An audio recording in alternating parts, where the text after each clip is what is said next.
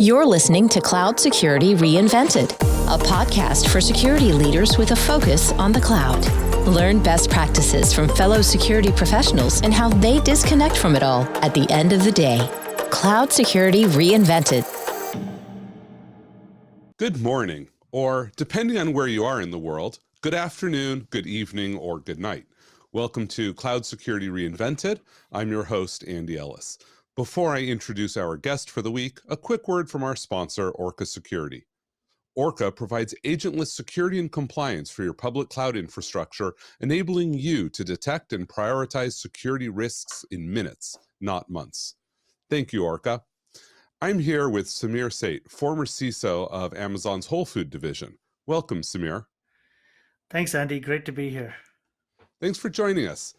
Across our careers, not only do we as professionals grow, but the world that we're in changes and the companies we work for change. So I'd like to get some insight from you, especially as we look at the transition from the on-premise world most of us started in to the world of cloud that has become the default model for IT infrastructure.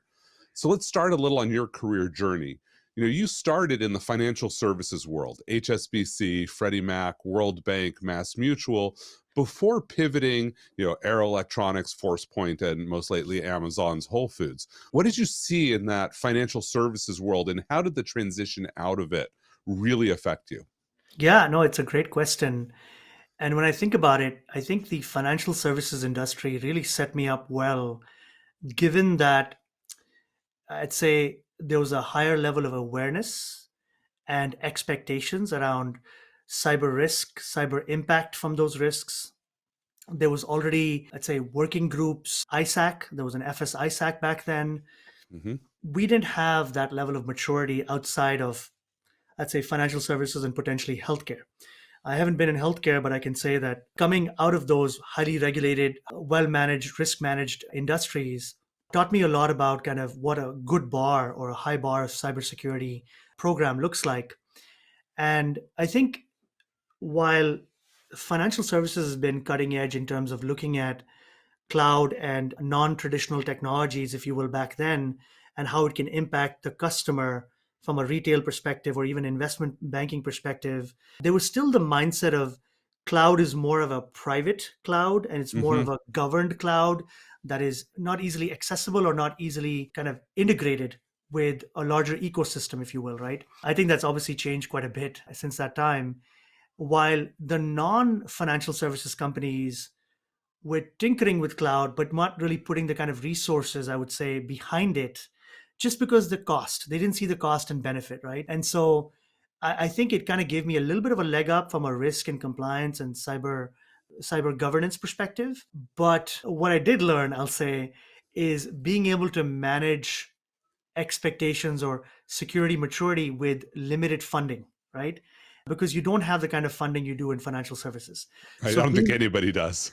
Yeah, that's true. So kind of circle the wagon on this. It helped me think about what are my priorities? How do I manage risk effectively? And actually, interestingly, Andy, it kind of pushed us more and more towards using cloud capabilities because a lot of them, like the AWS and the Azures and the GCPs, they have a lot of inbuilt basic security functionality to start with, right? So that was really helpful from a, let me call it, frugality perspective when it comes to cybersecurity. That's fascinating. And I think we definitely saw those platforms adopting better security primitives probably about the same time as you switched career industries. Exactly. Yeah. So I think at that same time as you're making that transition, we're starting to see that the world of security changed because cloud became more prevalent. So what did you see that how did cloud sort of shift those drivers in those companies? Yeah, no, it's a great question. And I laugh because initially when that was happening, there was a sense of, well, cloud comes pre-built with security, right? So you're inherently more secure by moving to the cloud, right? Mm-hmm. Well, I think the misnomer is really in that cloud can provide you abilities to be secure at scale if you focus and prioritize and align with these more dev and ops centric teams that work in cloud native environments. The second thing that kind of opened up my eyes, and this was a learning from my perspective, Andy, was how important it became for security teams to be embedded Hmm. in the activities of cloud ops, cloud dev, et cetera, et cetera. Because in the past, we've always been thrown over the fence and get it Right. thrown back over to us. And that worked okay in the Right. on-prem world, but Right. not You so much tried in to cloud. tack on security by adding boxes in the on-prem world. Right, exactly. That's fascinating. So I think it's your last job, sort of an interesting being, at Amazon, but in the Whole Foods division. And I think a lot of us have this perception of what life is like at Amazon. But how is it different? Like, what are the things that were surprising for that industry that from the outside we just wouldn't even think about? Yeah, I was part of Amazon physical stores, and my remit was Whole Foods Market, which was Amazon's largest acquisition at the time. And I think that the grocery business, the retail, the physical store retail business has struggled with adopting, and no fault of their own. I think when you think about the number of stores that are out Hmm. there, unique store formats, think of it as having leaders over different domains in regions, for example, right? And driving change in that large geographic footprint where the risks are quite different. It's not just Hmm. about credit card fraud, but it's also physical store safety, et cetera, et cetera. There's been a little bit of hesitation to change quickly. And I don't know if technology or security has actually been an enabler for that, or more of a hold on a second, how do we make sure connectivity is good? How do we make sure our data is centralized in terms of storage? How do we move off of systems that we've built for 20 years and have done fine for us? So a little bit of the if it ain't broke, why fix it, right? Was what I saw in the physical store space. Right. At the same time, those stores have to try to innovate, and you're not necessarily helping. That's a fascinating. You don't often think about security as being the roadblock for a physical re-innovation, but it often can be. Yeah, absolutely. And I think security is part of it, but I think also the fear of impacting what customers are used to, which Hmm. is a smiling face behind a desk or behind a counter, and getting the kind of service they've always gotten from a great brand like Whole Foods. How do you do that while creating even more frictionless experiences? The soft touch and the frictionless experiences. That's a hard one to solve. Yeah, and I will say it took me a while to figure out where to hold my phone to scan my Whole Foods card when I would walk through the lane. So I'm totally with the frictionless experience problem there. Yeah. So if we think about the way that we learned, right, there were a lot of practices in the pre-cloud world that were just sort of standard, whether we learned them from the Orange Book or just from, whatever our cargo cult knowledge is. Which one of those do you think most resonates now in the cloud era that maybe we need to get back to basics and make sure we're doing those fundamentals that we think we always knew to do and do them right? So I think what you're asking me is what worked well in the cloud that we should do generally. Is that right? Or Yeah, vice yeah. versa? What's the thing that we always knew to do, but really works well in the cloud? Oh, got it. Oh, makes sense. It's a loaded question because I could look at it and say, well, we didn't do a lot of things very well in security before the cloud. We can do That's things true. better. I'd say that one of my learnings in terms of the legacy, I wouldn't say legacy, but the non-cloud native, let me just use the word non-cloud native Hmm. world, is kind of aligning of accountability, responsibility, ownership, influence, right? Hmm. I think in the cloud world, because we expect to just move really, really fast and we expect things to get taken care of by a certain set of individuals that are working in the DevOps world, and you just kind of sprinkle on some security and expect it to kind of magically get taken care of. I think there's a little bit of the who owns what and finding ways to align on the exceptions so that even the exception process has an accountability and responsibility. What I mean by that is, you start off with a bunch of quote unquote findings, and we run around and everybody's a partner and everyone's friendly and helpful and gets it done. But then as your environment evolves, people are sometimes surprised that, oh wow, I thought we fixed this, right? And it's the sense of like, well, things are going to go bad. You need a playbook for those Hmm. non-expected outcomes or signals, and how do you manage those without having to chase or circle the wagon and do a Saturday night kind of meeting to figure it out and get it done, right? I think getting really organized and crisp about that would be really helpful in the cloud world.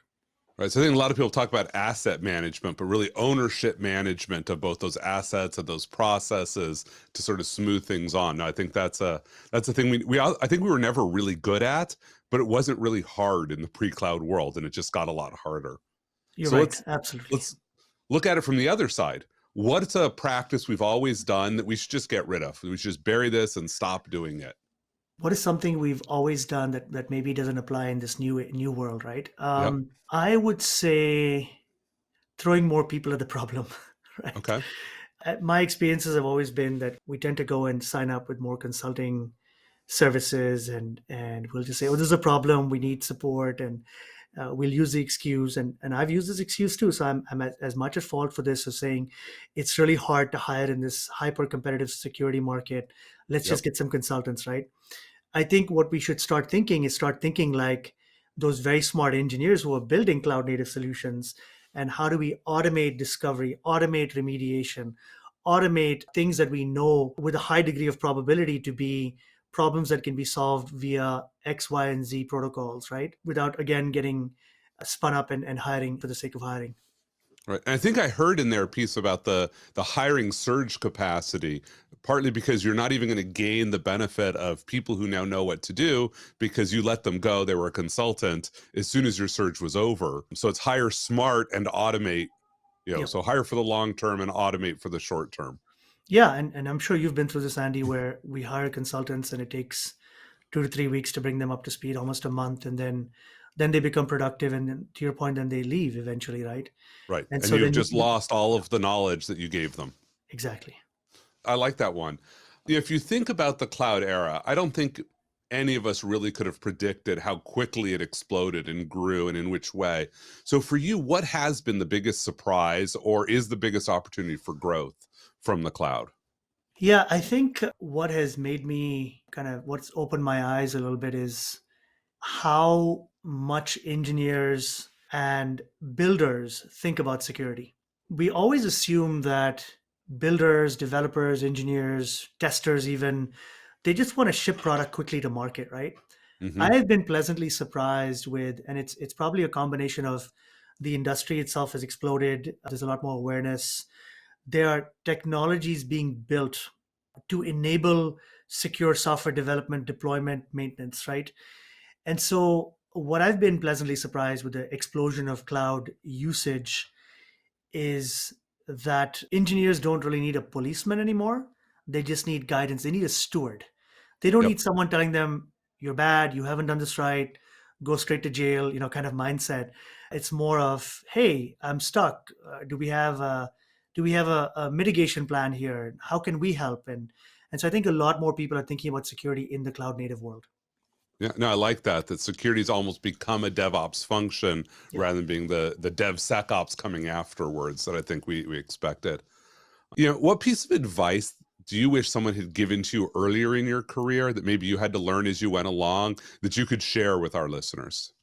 Yeah, I think I mentioned this earlier where we in security, maybe it's just the function itself, almost like a governance and compliance and risk management function. We almost lived in a little bit of a black box, and I didn't know some of the mentality and mindset of the engineers that I worked with as well as I do now. I think my advice, or if I was to look back on my career, I would have loved to step out and gone and been a part of, site reliability teams, or maybe done some work in the architecture side. I think putting yourself in other people's shoes who are on the receiving end Hmm. of some of your discovery and your assessment would have taught me empathy a lot earlier in my career.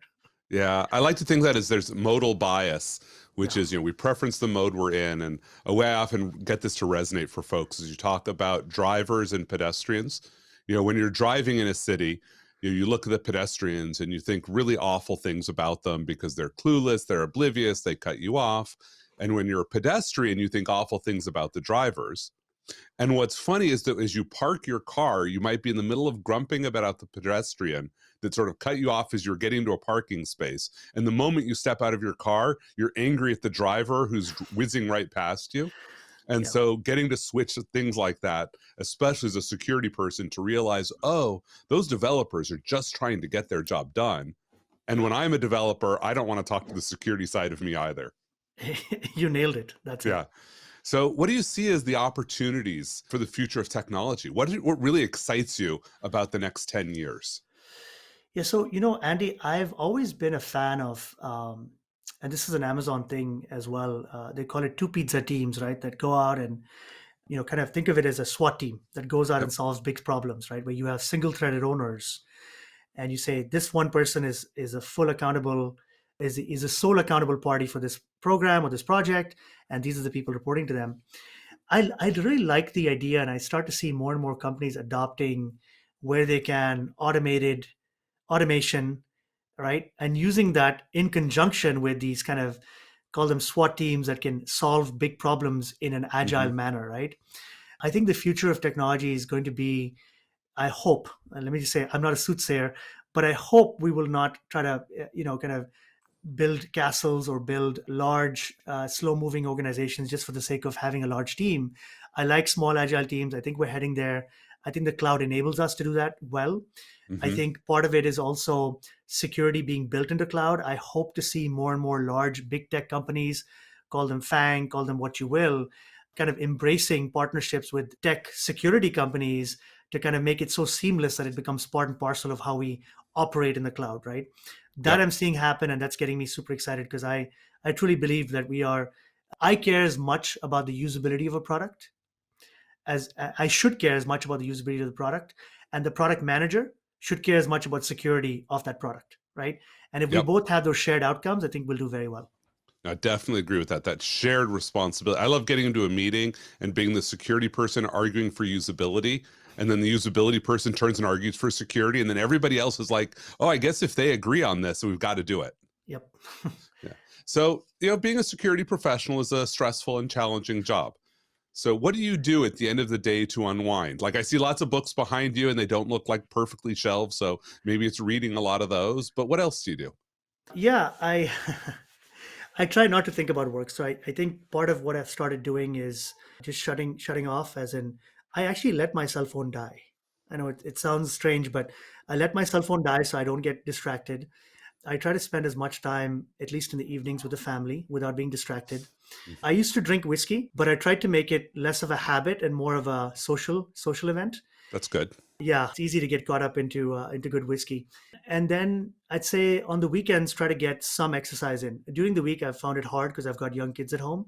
And then the big thing that I get, Andy, and this is just me, I don't know if this applies to a lot of other former or current CISOs, I really like mentoring and coaching people that want to move into leadership roles, right?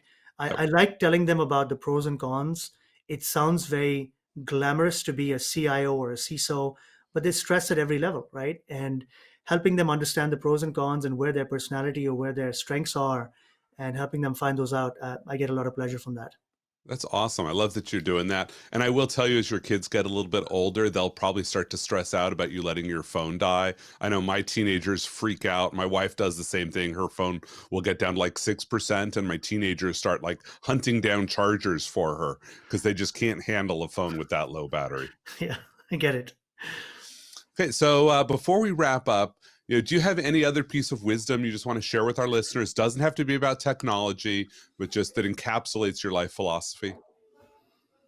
Yeah, I think the only thing I'll say that I've learned over my career is I mentioned a little bit about giving back, but I've learned to step back, take a step back, frankly, and be a better listener. I think listening skills are underrated, they're super important in leadership. Hmm. I think the other thing is really reminding myself that I'm here to serve my team, right? And I've done it, frankly, Andy, at the detriment of having my boss not happy with me. And I've said it's on me. Yep. I need to protect my team's time to focus on things that they're working on. So I think keeping your people or your team engaged, productive, but also not on any death march just because the work is piling up is super important in leadership, even more important than the knowledge you have in cybersecurity. Yeah, definitely recognizing that, the next 4 years of productive work you're going to get out of your team are more valuable than the next 4 weeks of a sprint is definitely a key leadership technique that you have to master there. Yeah. So Samir, thank you. We were here with Samir Sait, the former CISO of Amazon's Whole Foods division. You've been listening to Cloud Security Reinvented. I'm your host, Andy Ellis, and you can catch us on all of your favorite platforms. Thank you for checking out this episode of Cloud Security Reinvented, brought to you by Orca Security.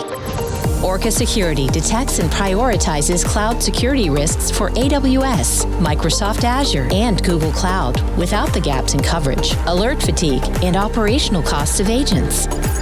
Please follow Cloud Security Reinvented wherever you listen to your favorite podcasts, or visit orca.security/podcast to get immediate access to all of the latest episodes.